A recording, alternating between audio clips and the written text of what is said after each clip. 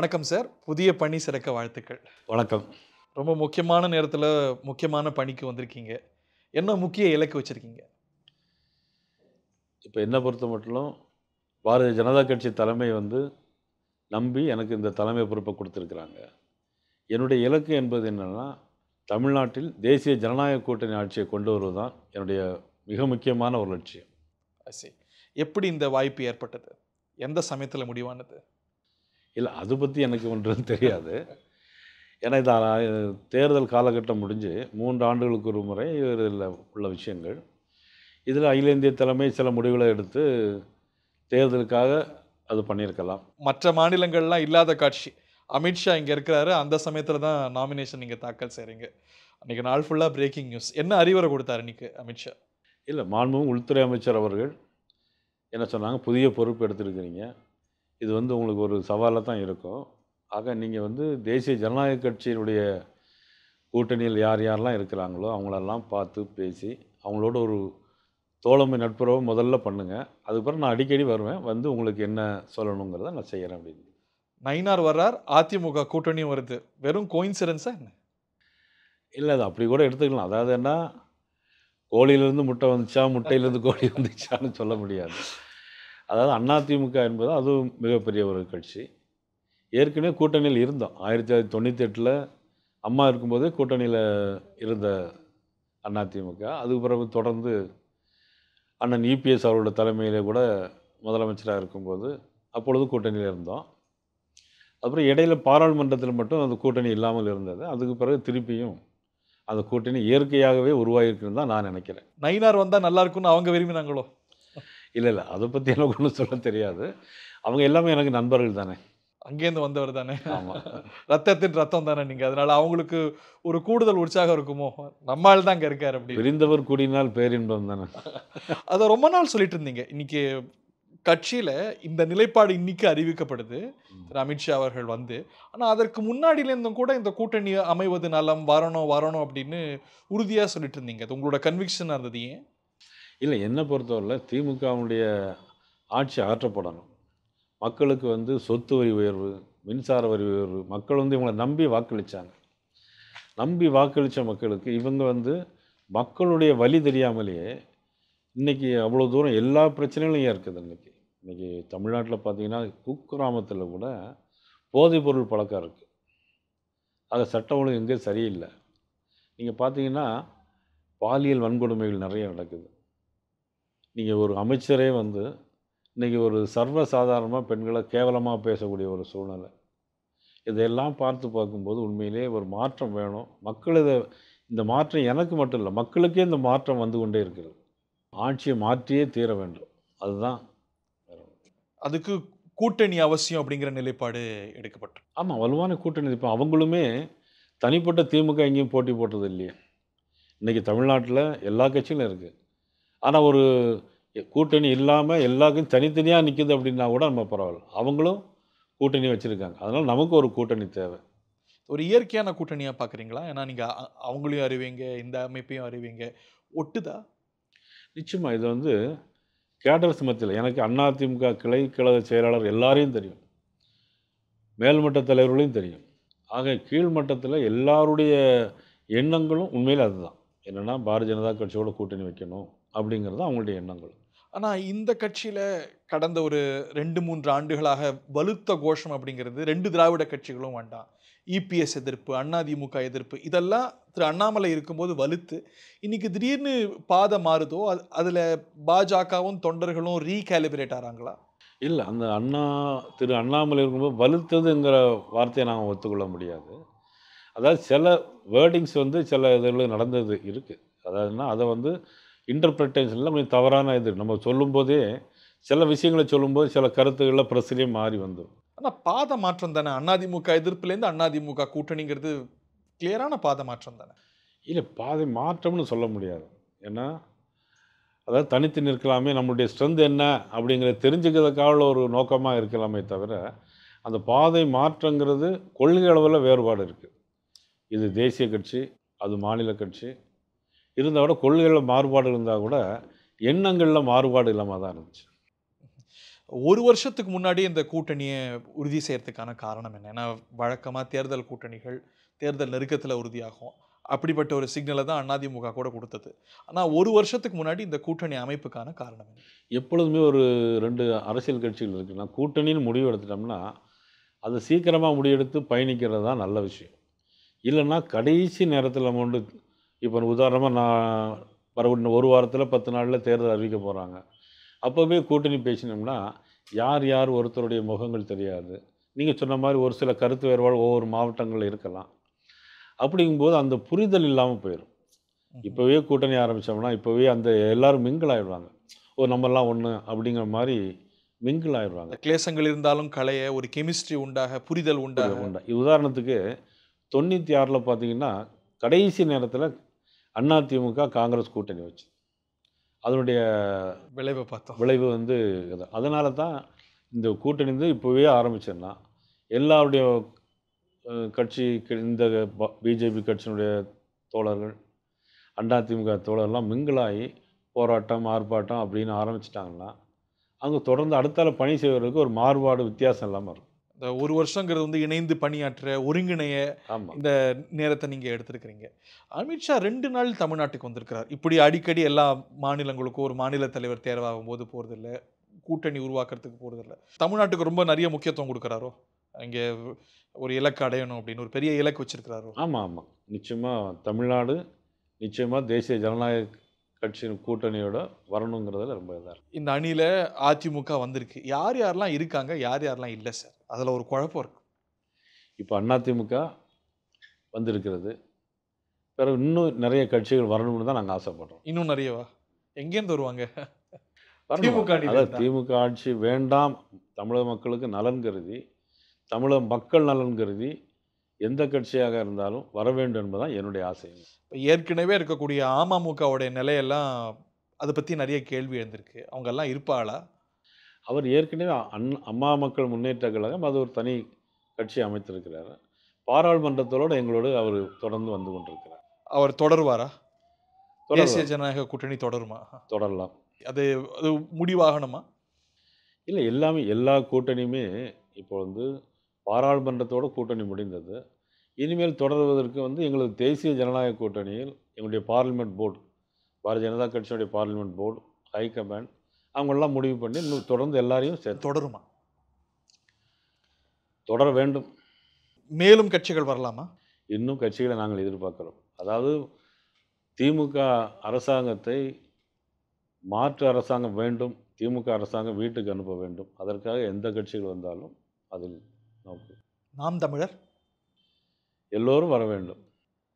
நாம் தமிழருக்கு வாய்ப்பு இருக்கா? வாய்ப்புள்ள கட்சியா? வர வேண்டும் என்பது என்னுடைய எண்ணம். ஆஹா! பொருந்துவாங்களா இங்க? ஏன் முடியாது? மாறுபட்ட கொள்கையில் உள்ள கட்சிகள் கூட்டணி அடிச்சிருக்குது. முன்னாள் மூதறிஞர் ராஜாஜி, அண்ணா அதெல்லாம் நெறைய கூட்டணியெல்லாம் முன்னாடி நடந்திருக்கு. சீமான கூட்டணிக்கு அழைக்கிறீங்க பாஜக மாநில தலைவர். நான் அழைக்கிறேன். அதாவது அரசியல பொறுத்தவரை முடிவுகள் எப்படி வேணாலும் எந்த நேரத்திலும் மாறும். ஸ்டெபனா ஒண்ணும் யாருக்கும் இருக்க முடியாது. ஆனா அதுக்கான சூழல் இருக்கணும்ல. அதுக்கான வாய்ப்புள்ள அமைப்பா அவங்க இருக்கணும்ல. வரும். ஏன்னா அவங்க உங்களையும் ரொம்ப கடுமையா எதிர்த்துட்டு வரவங்க. அதான் அரசியல பொறுத்தவரையில சொல்லுவாங்க. நிரந்தர நண்பனும் இல்லை, நிரந்தர பகைவனும் இல்லை. ஒரு முறை இந்திரா காந்தி அம்மையார கடுமையான விமர்சனம் பண்ணிட்டு, அத நான் இப்ப சொல்ல விரும்பல. கடுமையான விமர்சனம் பண்ணிட்டு, அடுத்த 6 மாசத்திலேயே நேருவின் மகளே வா நிலையான ஆட்சி தான்னு சொன்னாங்க. அதெல்லாம் அரசியல பொறுத்தவரையில ஒவ்வொரு காலகட்டங்களிலும் சில நிகழ்வுகள் நடைபெறும். உங்க அணியில பாமக இருக்கா இல்லையா? அதாவது என்னன்னா, அவங்க ஏற்கனவே நான் சொன்னேன்ல பார்லிமென்ட்ல எல்லாரும் சேர்ந்து போட்டியிட்டோம். இப்பொழுது தேசிய ஜனநாயக கூட்டணி இப்பொழுது ஆரம்பிச்சிருக்கிறோம். அதில அவங்களும் வர வேண்டும்ங்கிறது தான் என்னுடைய எண்ணம். இருக்காங்களா இல்லையா? வரணும்னா இப்ப இல்லன்ற ஒரு பொருள் வருது. இல்ல இல்லைன்னு சொல்ல முடியாது. அவங்க ஏற்கனவே இருந்துட்டு இருந்தாங்க. இருந்தாலும் ஒரு கூட்டணி ஆரம்பிக்கும்போது, அது பாராளுமன்றத்திற்கான கூட்டணி. இனி சட்டமன்றத்திற்கான ஒரு கூட்டணி. ஸோ ஒரு ஃப்ளஷ் ஸ்லேட்ல ஆரம்பிக்கிறீங்க. இப்போ அதிமுகவோட கூட்டணி உறுதியா இருக்கு. மற்றவர்கள பத்தி ஆமா. முடிவெடுப்பீங்க. இப்போ பாராளுமன்றத்தில நெறைய கட்சிகள் கூட்டணி வச்சிருப்போம். இப்போ அதே இது தொடருங்கிறது தொடர்ந்துட்டு இருப்போம். சில விஷயங்கள்ல தொடர்ந்துட்டு இருப்போம். ஆனா அடுத்த தேர்தலுக்கு வரும்போது, அதுக்கு இன்னொரு தடவ ஒரு பேச்சுவார்த்தைலாம் நடத்தணும் இல்லையா? அங்கே ஏற்பட்டிருக்கக்கூடிய பிரச்சனையை பார்த்துருப்பீங்க. பெரிய டாக்டருக்கும் சின்ன டாக்டருக்கும். இதில் ஒரு காரணமாக பாஜக அணியில் இருக்கணுமா வேண்டாமா அப்படிங்கிறது ஒரு காரணமாக யூகிக்கப்படுது, பேசப்படுது. என்னை பொறுத்தவரையில அப்படிலாம் ஒன்றும் சொல்ல முடியாது. அது அவங்க உள்கட்சி பிரச்சனை. நம்ம சொல்லவும் கூடாது. ஆனால் அவங்க வரணும்னு விரும்புகிறீங்க, வரணும்னு விரும்புகிறேன். இந்த அணியில் இடம்பெறுவாங்கன்னு நம்புறீங்க. I see. உங்களுடைய தேர்வில் தென் மாவட்டத்துக்கு பிரதிநிதித்துவம் கொடுக்கணும், இன்னும் சொல்லப்போனால் உங்கள் சமூகத்துக்கு முக்கியத்துவம் கொடுக்கணுங்கிறது ஒரு காரணமாக சொல்லப்படுது. Is that so? Bharatiya Janata கட்சியை பொறுத்த மட்டும் என்றைக்குமே ஒரு சமூகம் சார்ந்த கட்சி கிடையாது. இன்னும் சொல்லப்போனால் நிறைய பேர் அது ஒரு மதம் சார்ந்த கட்சின்னு வேற சொல்லிட்டு இருக்கிறாங்க. இல்லையா? இல்லவே, எப்படி மதம் சார்ந்த கட்சி? ஏதாவது ஒரு சட்டம் ஒரு மதத்துக்குன்னு போட்டிருக்காங்களா?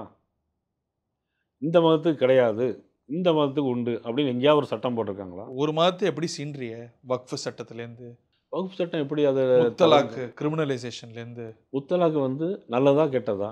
அதை கிரிமினலைஸ் பெண்களுக்கு வந்து நல்ல விஷயம் அது. இன்னைக்கு பார்த்தீங்கன்னா எனக்கெல்லாம் திருநெல்வேலி தொகுதியில் நிறைய இஸ்லாமிய பெண்கள் வாக்களிச்சிருக்காங்க, இஸ்லாமியர்களே வாக்களிச்சிருக்காங்க. இதனாலயா? இதனால இல்லை, அதாவது பாரதிய ஜனதா கட்சிக்கு எதிராக இல்லை அப்படின்ட்டு வாக்களிச்சிருக்காங்க. நயினார் சம்பாதிச்ச நல்லெண்ணமாக இருக்கும் அம்மா காலத்துலேருந்து.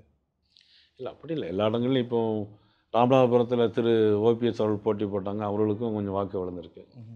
ஸோ உங்கள் சமூக பின்னணி காரணம் இல்லை, ஏன்னா ஓபிஎஸ் டிடிவி இந்த மாதிரி விவகாரத்துலலாம் பாஜக மேலே அந்த சமூகத்தில் ஒரு எண்ணம் இருக்குது, அதை மாற்றத்துக்காக நயினாரோட ரெப்ரசன்டேஷன் இல்லை, அதை அப்படியே நம்ம பார்க்கக்கூடாது. இது ஒரு அரசியல் கட்சி, ஒரு சமூகத்துக்கான கட்சி மாதிரி ஆயிடக்கூடாது. பொதுவான எல்லாத்துக்கும் தான் உள்ளது இது. அண்ணாமலை மாற்றம், திரு அண்ணாமலை அவர்களுக்கு பாஜகவில் கட்சியை தாண்டிய ஒரு பெரிய ஃபாலோயிங் உருவானதை பார்த்துருக்கோம். அவர்கள் இன்னைக்கு ஏமாற்றம் அடைஞ்சிருக்கிறாங்க அப்படின்னு உணர்றீங்களா? இல்லை, அப்படி ஒன்றும் சொல்ல முடியும். ஏற்கனவே திரு அண்ணாமலை அவர்கள் என்கிட்ட பேசும்போது, நிறைய பேசும்போதும் நான் இந்த தடவை போட்டியில் இல்லை, போட்டி போடலை அப்படின்னு சொன்னாங்க.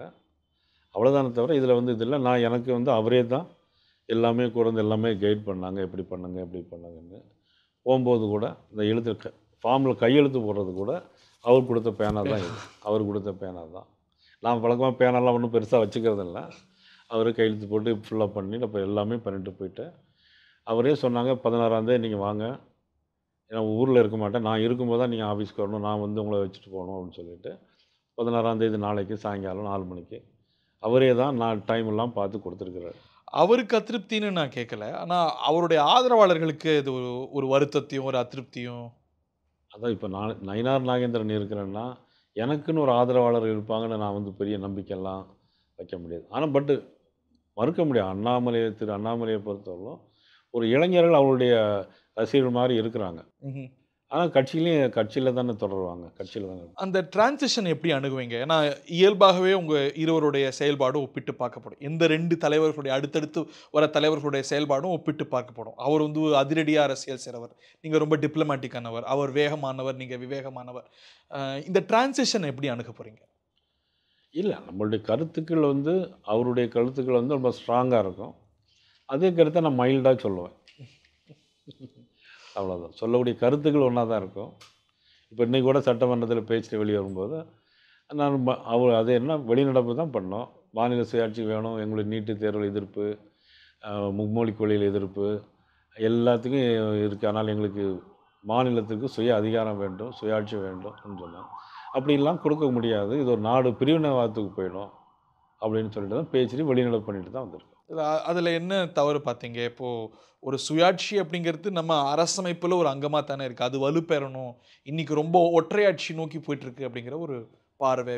அவங்க என்ன சொன்னாங்கன்னா, இப்போ கல்விக் கொள்கையை பொறுத்தவரை அது மாநில பாடமாக இருக்கணும் அப்படின்னு சொல்லி சொன்னாங்க. மாநில பட்டியலில் மாநில பட்டியலில் இருக்கணும் அப்படின்னு.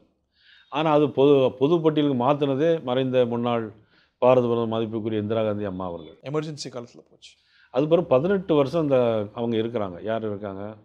திராவிட முன்னேற்ற கழகம், திரு தேவகவுடா, ஐ.கே. குஜ்ரால் அவர்கள், விபி சிங் அவர்கள், பிறகு மன்மோகன் சிங், மொத்தம் 18 வருஷம். வாஜ்பாய் வசதியாக விட்டீங்க பாருங்க. இல்லை, அவருடைய ஆட்சியிலும் இருக்காங்க. எக்ஸாக்ட்லி. நான் வந்து எல்லாம் இருக்கிறத நம்ம உண்மையாக தான் சொல்ல முடியும். அவருடைய ஆட்சி காலத்தில் உட்பட்டு 18 வருஷம் இருந்தாங்க. நீட்டு அவங்களுடைய காலத்தில் வந்தது. அன்றைக்கி இருந்த திட்டங்கள் அந்த எல்லாமே அவங்களுடைய காலம் நினச்சிருந்தா அவங்க இது பண்ணியிருக்கலாம். கச்சத்தீவுக்கு அன்றைக்கே அவங்க இது பண்ணியிருக்கலாம். தீர்மானம் கொண்டு வந்து இன்னைக்கு வந்து தீர்மானம் கொண்டு வராங்க. இல்லை எல்லாரையும் நோக்கி கேள்வி கேட்க முடியல. கச்சத்தீவை மீட்போம் அப்படின்னீங்க. அதுக்கு என்ன நடவடிக்கை எடுத்திருக்கோம்? ஒரு நடவடிக்கை இல்லைல்ல. அந்த மாதிரி தானே. அதாவது ஒரு விஷயத்த தெரிஞ்சுக்கணும். கச்சத்தீவு வந்து நம்ம இப்போ எது வேணாலும் பேசலாம். மக்கள் பார்த்துட்டு இருக்கிறாங்க. அது ஒரு இன்டர்நேஷனல் பிரச்சனை அது.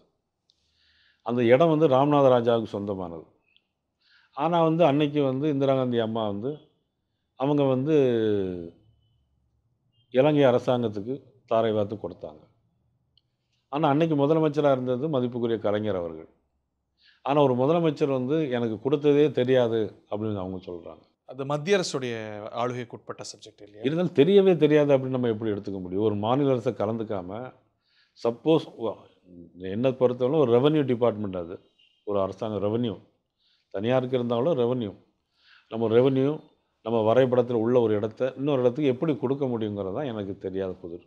அவங்கள கேட்குறீங்கல்ல, 18 வருஷம் ஆட்சியில் இருந்தீங்க, என்ன செஞ்சீங்கன்னு. நீங்கள் கூட கடல் தாமரை மாநாட்டில் நடத்திருக்கீங்க. கச்சத்தீவு மீட்பு எல்லாம் பற்றி எதிர்க்கட்சியாக இருக்கும்போது பேசியிருக்கீங்க. ஏன் எலெக்ஷனில் ஆளுங்கட்சியாக இருக்கும்போதும் கூட பேசுகிறீங்க. ஆனால் அரசா இந்த அரசு என்ன செஞ்சிருக்கு? ஒன்றும் செய்யலையே கச்சத்தீவு மீட்புக்கு. மத்திய அரசை சொல்கிறீங்க. மத்திய அரசு உடனடியாக நம்ம என்ன பண்ண முடியும்? பொதுவாக தான் எல்லாம் பண்ண முடியும். இந்த எலெக்ஷனில் பேசுனீங்கல்ல. ஆனால் அங்கே அந்த அரசுக்கிட்ட கேட்கணும்ல, அதுக்கு முயற்சி செய்யணும்ல, பேசவாது பேசணும்ல. இல்லை பாரத பிரதமர் இப்போ போன வாரம் 5ஆம் தேதி 4ஆம் தேதி அங்கே தான் இருந்தாங்க. கச்சத்தீவை பற்றி பேசலை. இலங்கை கிட்ட இது வரைக்கும் இல்லை பேசல. முதல்ல எடுத்த உடனே போய் கட்சித்தீவு உடனே தாங்கன்னு ஒன்று கேட்க முடியாது. முதல்ல ஒரு நல்லெண்ணா ஒரு சுமூகமான உறவை ஏற்படுத்திட்டு அதுக்கப்புறம் தான் கேட்கணும். கடந்த அரசு வரணுங்கிறதுல எனக்கும் ஒரு நல்ல எண்ணம் இருக்குது. நான் அந்த சட்டமன்ற தீர்மானத்தில் நாங்களும் ஆதரித்து பேசணும். கட்சித்தீவு வரணுங்கிறது ஆதரித்து பேசியிருக்கிறோம். கடந்த அரசுகிட்டையும் எழுப்பலாம். நான் இலங்கை அதிபர் கிட்ட கேட்கும்போது இந்தியா இது வரைக்கும் உங்கள்கிட்ட பேசினதே இல்லை, பேசவும் பேசாதுங்கிறார். பார்ப்போம், பொறுத்து இருந்து பார்ப்போம். உங்களுக்கு நம்பிக்கை இருக்கு? வரட்டும், வந்தால் சந்தோஷம்.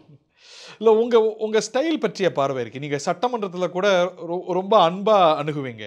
அதில் ஒரு அது ஒரு பார்லிமெண்ட்ரி அப்ரோச்சும் கூட. பட் அது மேல இருக்கிற விமர்சனம் இருக்கு. ரொம்ப அன்பா இருக்கிறாரு, எதிர்க்கட்சிகளோட கூட அன்பா பழகுறாரு அப்படின்னு. அதாவது நமக்கு வேண்டியது நம்மளுடைய கருத்துக்களை பதிய வைக்கணும். இது சொல்லலாமா இல்லையான்னு கூட தெரில. மாடுன்னு சொல்கிறதுக்கும் பசுன்னு சொல்கிறதுக்கும் வித்தியாசம் இருக்குது. நமக்கு தேவை நம்ம கட்சியினுடைய கொள்கைகளை அவங்க எதிர்த்து பேசுனாங்கன்னா நம்ம அதை எதிர்த்து பேசுறது. இன்னொன்று நமக்கு தொகுதியில் நம்ம வேண்டிய காரியங்களை நம்ம கேட்டு பெறுறது. இப்போ உங்கள்கிட்ட ஒரு விஷயம் வேணும் அப்படின்னா ப்ளீஸ் சார் அப்படின்னு சொல்ல வேண்டியது. அதனால் சில கோரிக்கைகள் சொல்லும்போது நீங்கள் அன்போடு அதை செய்து தர வேண்டும் நான் சொன்னது உண்மைதான். சட்டமன்றத்தில் பதிவில் இருக்குது. வீரியத்தோட காரியம் முக்கியம் அப்படின்னு, செயல் முக்கியம். செயல் தான் முக்கியம் நமக்கு.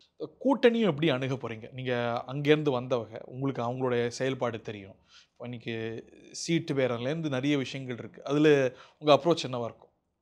இல்லை அதோட அப்ரோச்சுங்கிறது எங்களுடைய தலைமை என்ன சொல்கிறாங்களோ அதனை பொறுத்து எங்களுடைய நடவடிக்கை. அதில் நிறைய முரண்பாடுகளும் அவங்களுக்கும் நமக்கும் இருக்குல்ல கொள்கை ரீதி. அது எப்படி அணுக போகிறீங்க? இல்லை அதுக்கு தான் ஒரு மினிமம் காமன் மினிமம் ப்ரோக்ராம் வந்து போட்டலான்னு வச்சுருக்கோம். அது அப்புறம் பேசிக்கலாம். ஆனால் அதில் இப்பயே நிறைய முரண்பாடுகள் பார்க்குறோம். உதாரணத்துக்கு இப்போ கூட்டணி இந்த வாரம் வருதுன்னா, போன வாரம் வக்ஃபு மசோதாவில் உங்கள் அரசுக்கு மசோதாவுக்கு எதிராக வாக்களிக்கிறாங்க. அதெல்லாம் எப்படி நீங்கள்? இல்லை அதுதான் இப்போ சொன்னோம்ல, அந்த மினிமம் அந்த ப்ரோக்ராம் கண்டக்ட் பண்ணோம்னா அப்புறம் சரியாக எப்படி வரணுங்கிறத நம்ம எப்படி நடந்து கொள்ளணும் அப்படிங்கிறது. கூட்டணியை கட்டாய கூட்டணின்னு விமர்சனம் வருது. அதான் அடுத்தவங்க பேசுகிறதுக்கெல்லாம் நம்ம பதில் சொல்ல முடியாது இல்லையா?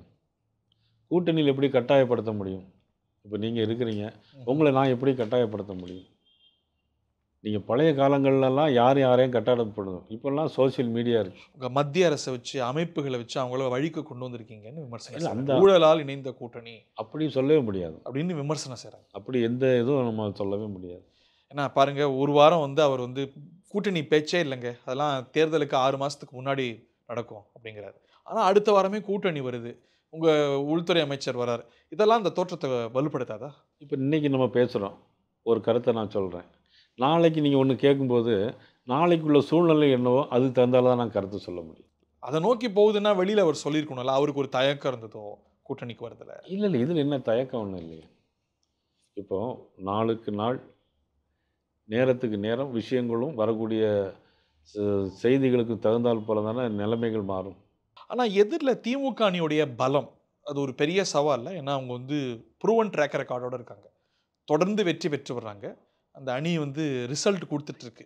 அதை வந்து உங்கள் அணியால் சாத்தியப்படுத்த முடியுமா வெற்றி? அதாவது அரசியலை பொறுத்தவரையிலும் தேர்தலை பொறுத்தவரையிலும் இந்த தொடர் வெற்றி அப்படிங்கிறது அதெல்லாம் ஒரு மாயை தான். பத்திரிகைலாம் பார்த்தீங்கன்னா 98 1998ல் பாரதிய ஜனதா கட்சியும் அதிமுகவும் கூட்டணி வச்சாங்க. எல்லா பத்திரிகைகளும் எழுதுனாங்க இது கூட்டணி ஜெயிக்காது, பத்திரிகையில் எழுதுனாங்க. ஆனால் நிலைமை நேரே மாறி வந்துச்சு. அதனால் பத்திரிகை கணிப்புகளும் ஊடகங்களும் சொல்லுகின்ற கணக்குகள் மாறுவதற்கு வாய்ப்புகள் உள்ளது. அதிமுக பாஜக கூட்டணி ஒரு வின்னிங் காம்பினேஷனா? நீங்க சொன்ன அந்த தேர்தலை தவிர மற்ற எல்லா தேர்தல்களையும் கூட்டணி வச்ச மற்ற எல்லா தேர்தல்களையுமே இது வந்து ரிசல்ட் கொடுத்ததில்ல. 2004 ஆகட்டும், 21 ஆகட்டும், 19 ஆகட்டும், 26 why will it be different? அன்னைக்கு நடக்காது, இன்னைக்கு நடக்கலாம்ல. ஒரு ட்ராக் ரெக்கார்ட் இருக்குல்ல, சேர்த்து இல்ல, தானே இல்ல. பார்க்க போறோம். அதாவது ஒரு முறை வெற்றி பெற்றிருக்கோம், 98ல் ஜெயிச்சிருக்கோம். அதுக்கப்புறம் நீங்கள் சொன்ன மாதிரி வெற்றி வாய்ப்பு மாறி வந்திருக்கிறது. மறுபடியும் ஜெயிக்க முடியாது அப்படிங்கிற எப்படி சொல்ல முடியும்? ஒரு அப்சர்வேஷன் என்னன்னா, பாஜகவால ஒரு ஓட்டு கிடைச்சா ஒரு ஓட்டு அதிமுகவுக்கு குறையுது. குறிப்பா சிறுபான்மையினருடைய வாக்கு. அப்படி ஒன்றும் நம்ம சொல்லிட முடியாது. ஒரு நெகட்டிவ் ஓட்டிங் இருக்குங்கிறது தானே இப்போ நீங்க ஜெயக்குமார்லாம் சொன்னதை கேட்டிருக்கோம்ல. நான் தோத்ததே பாஜகவால தாங்க அப்படின்னு. அதாவது ஒவ்வொருவருடைய எண்ணம் அதுமா இருக்கும். ஒட்டுமொத்த எல்லாருடையும் ஒரு சொல்லிட முடியாது. ஒரு நெகட்டிவ் ஓட்டிங் பிஜேபிக்கு இல்லைன்னு கருதுறீங்களா? நீங்க ஜெயிச்சிருக்கிறீங்க உங்க பகுதியில. ம். பட் பலர் வந்து தோத்ததுக்கு காரணமா அதை பார்க்குறாங்க. அதாவது தோத்ததுக்கு இது மட்டும் காரணமாக இருக்காது. தோக்கிறதுக்கு வேற என்னெல்லாம் காரணங்கள் இருக்குன்னா அதையும் சேர்த்து பார்த்தா தான் நம்ம சொல்ல முடியும். இது மட்டும் நம்ம சொல்ல முடியாது. நீங்க அங்கேயும் இருந்திருக்கிறீங்க. அதிமுக பாஜக கூட்டணியில இல்லாத போது இஸ்லாமியர்களோ, கிறிஸ்துவர்களோ, இல்ல தலித்துகளோ வரக்கூடிய வாக்குகளுக்கும் இங்க வந்தா கொஞ்சம் பயந்து வாக்களிக்காம இருக்கிறத பார்க்குறோம்ல நம்ம. இல்லை, அப்படி ஒன்றும் சொல்ல முடியாது. ஏன்னா நிச்சயமாக வருங்காலத்தில் நீங்களே பார்ப்பீங்க, இஸ்லாமியர்களே பாரதிய ஜனதா கட்சி ஆதரிக்கக்கூடிய வாய்ப்புகளும் காலமும் நிச்சயமாக வரும். ஓ, ஒரு ஒரு கம்ப்ளீட் கெமிஸ்ட்ரியை பார்க்குறீங்களா? பாஜகவுக்கும் அதிமுகவுக்கும் அது உருவாகும்னு நினைக்கிறீங்களா? 100க்கு 100 உருவாகும். நன்றி. பன்னீர்செல்வம்க்கு வாழ்த்துக்கள். தேங்க்யூ.